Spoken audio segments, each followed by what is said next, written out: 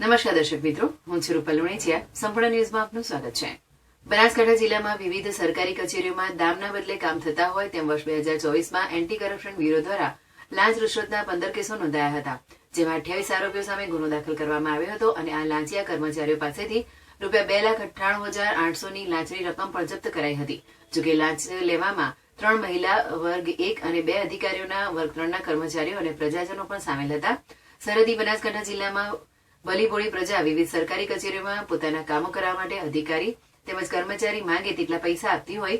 મોટાભાગની કચેરીઓમાં કામના બદલે દામની પ્રથા ચાલતી હોય તેમ છાશવારે લાંચ રૂશ્વતના કેસો નોંધાઈ રહ્યા છે. તેમ છતાં લાંચ લેવાની પદ્ધતિ બંધ થવાને બદલે વધી રહી છે, જેમાં વર્ષ 2023માં એસીબીના 9 કેસ નોંધાયા હતા, જ્યારે વર્ષ 2024માં વધી લાંચ રૂશ્વતના કેસમાં 15 થી 28 આરોપી સામે કેસો દાખલ કરવામાં આવ્યા હતા, જેમાં 25 પુરુષ અને 3 મહિલાઓનો સમાવેશ થાય છે.